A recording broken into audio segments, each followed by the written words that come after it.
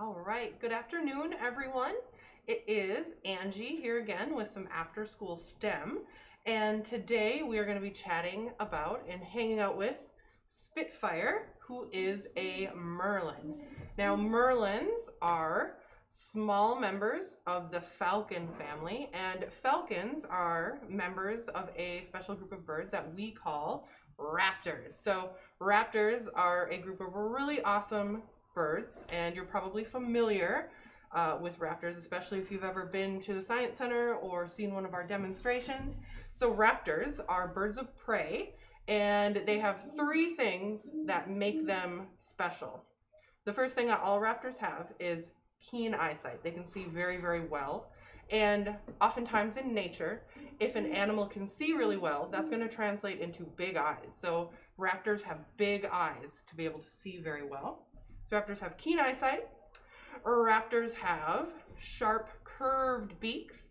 So, and actually, you know what? I'm the only one here. So I'm going to go ahead and take off my mask. So there's nobody here to breathe on. So I'm just going to do this because it's easier to see and to hear. All right, so raptors have keen eyesight. Raptors have a sharp, curved beak. So if you think of a bald eagle and the shape that a bald eagle's beak has, that's sort of a great stereotypical raptor-shaped beak. So we've got keen eyesight to find the prey. We've got sharp beaks to eat the prey. All you need to do is catch your prey, and to do that, raptors use sharp talons. So a lot of times when we think of raptors, we think of really big, charismatic birds like an eagle or a vulture, California condors, things like that. Not all raptors are big. Some are actually quite small. If you've ever heard of a bird called a saw-whet, I actually have an example.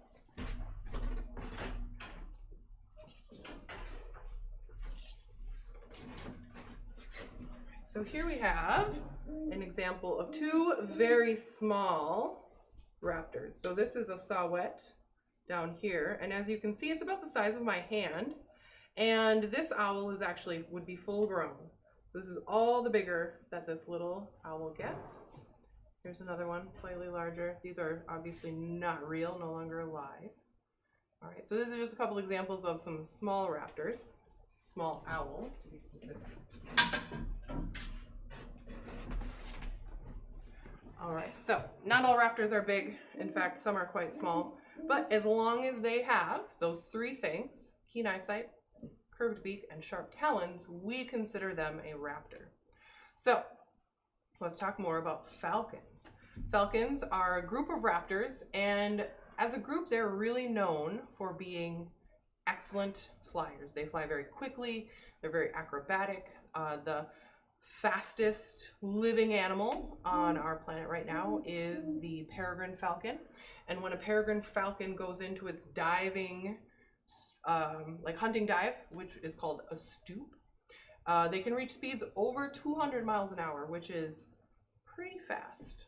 So let's check out our little falcon. Fair warning, she's very, very loud. So if you happen to have headphones on or something while you're watching, be careful, she's gonna make a ruckus.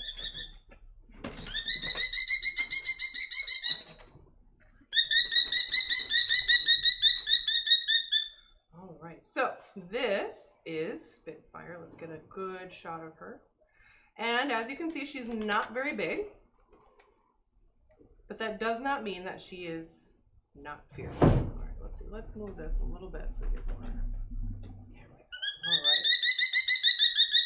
So if we take a peek, we can see that the size of her eyes relative to the size of her skull, those eyes are really large. If we look at her beak, you can see it's got a very distinct curve. It's also very long. It's time for a trim.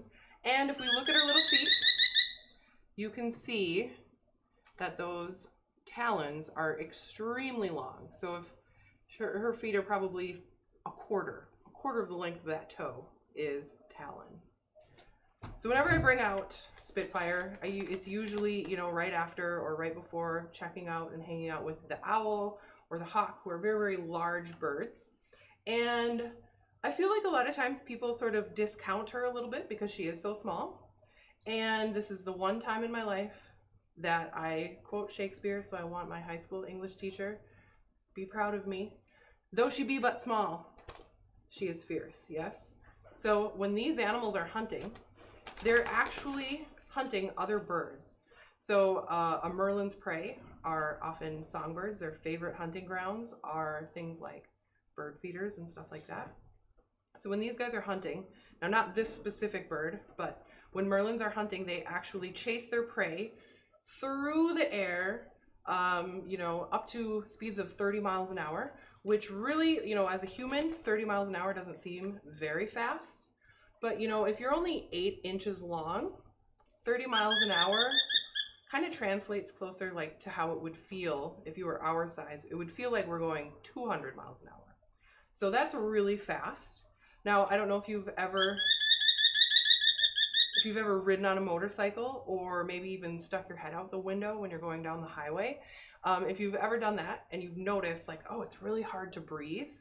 Well, the same thing can happen to a bird when you're, you know, cruising, especially like a peregrine falcon. If you're hauling at, you know, 200 miles an hour, it can be hard to breathe. So let's see if we can get really close to the camera. She's not real into it. But if you look really close at Spitfire's nostrils, those little holes on top of her beak, you'll see there's like a little, like a dot, a little doodad kind of sticking up in the middle. And those are actually an adaptation to help them breathe at those very, very high speeds. So that is something that's sort of special to falcons. Particularly because many of them do fly at such high speeds. Another little falcon trait is, it's really hard to see, but if we look at her beak, she's got a little tooth or a little notch, and it's called the tomial tooth. And again, that is a falcon trait, but it's really hard to see because her beak is black. But that tomial tooth is very useful. So let's see, we got a quick question. Are the bent down tail feathers from a molt or from an injury? Excellent question.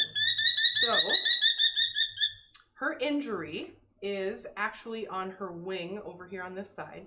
So if we watch, you can see when she tries to lift, this one can move pretty good, but this far wing, she really can't lift it very far. And so what happened was she was hit by a car. We assume she was hit by a car. She was found along a roadside near Duluth, Minnesota, and she was brought to an animal hospital, and they did all they could. They took x-rays, they gave her surgery, they even tried to put a teeny little pin in what we would sort of think of as like the shoulder part of her wing.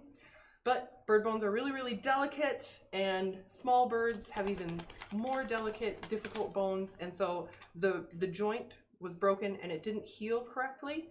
And so she has lost an incredible amount of the range of motion there. And because of that, she can't fly. And because she can't fly, so some of our injured birds are able to flap a little bit. And so they can like flap up and then sort of coast. She can't do anything. If she tries to dump, she just plummets and hits the ground. And so she spends her day, all day on her feet. And in her enclosure, we've actually got little ramps that go up to all the different perches and lofts.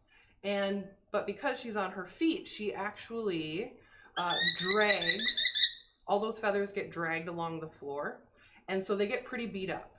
And so her injury often looks like it's on the edge of her wing or maybe even on her tail. But that's actually, her feathers just get a lot more extra damage because they're always like on the ground and getting dragged around. It is also, or it is coming into molting season. So molting is when the old feathers come out and they're replaced by brand new shiny feathers. And it happens about twice a year. It depends on the species. Different species molt at different times, different amounts. And so she's getting ready to molt. And so all the feathers that she has on her body are as old as they're gonna get. So they're pretty beat up looking. She'll molt and all these busted ones will come off and she will grow shiny new ones. And as she's running around doing her thing, they'll get damaged as we go. But so there you can see she wants to take off, and that far wing just really doesn't lift up at all. Excellent question. I love answering questions, so feel free to ask if you have one. So these guys are monstrous hunters, excellent little predators. So we see a small bird and we think, oh, that's really cute. But as these guys are hunting, they're flying through the air, chasing their prey. Usually what they'll do, so they max out about 30 miles an hour. And when they hit that high speed as they're chasing their prey, they just slam right into them, like a hockey player doing a body check or a derby girl doing a body check, those sorts of things. And a lot of times the impact will not only stun their prey, but a lot of times the impact will just kill the prey.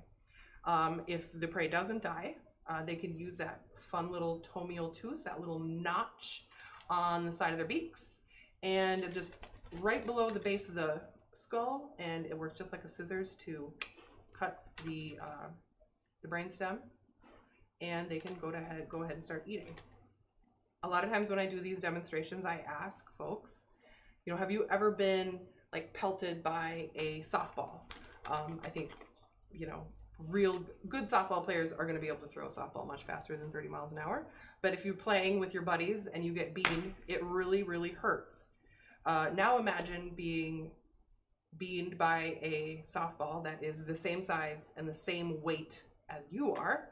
That's going to feel like getting hit by a car. And so when these relatively small birds are hunting, their prey is the exact same size, maybe even sometimes a little bit bigger than the bird itself. And so that's why, even though they're very small, they're still an extremely fierce predator. These are fairly common birds.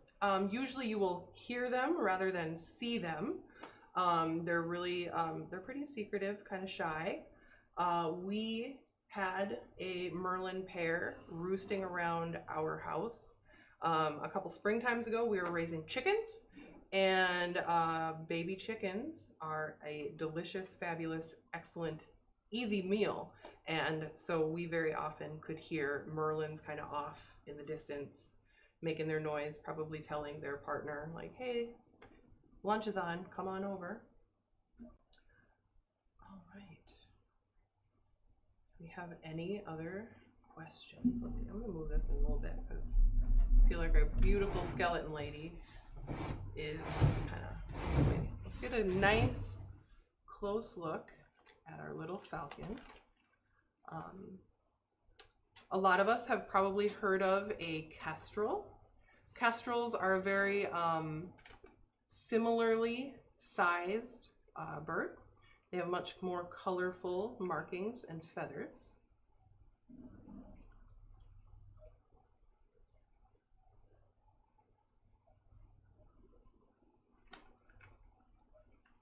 All right. Well, if there are no more questions, I think we will. Yes, dead pixel. These are adorable little murder bird. Murder birds is maybe the best description of raptors that I've ever heard. I like that a lot. All right, so the Headwaters Science Center, we are once again open to the public. You can come hang out on our exhibit floor. You can come take a peek at the birds. So we are open on Friday, Saturday, and Monday, 9:30 to 5:30. And Sundays, we are open from 1 o'clock to 5:30. We're wearing masks, we're doing social distancing, all that fun stuff. So please do stop by if you're in the neighborhood. If you are watching us on Twitch, check us out on Facebook or YouTube. If you're watching us on Facebook, check us out on Twitch or YouTube. If you are watching us on YouTube, go check us out on Twitch or Facebook. It is all Headwaters Science Center, one big word, except for Facebook. It's CTR instead of center. Yeah, I hope to see everybody. Dead Pixel, it would be a great road trip, a really long road trip, but tell us your internet name and we'll give you the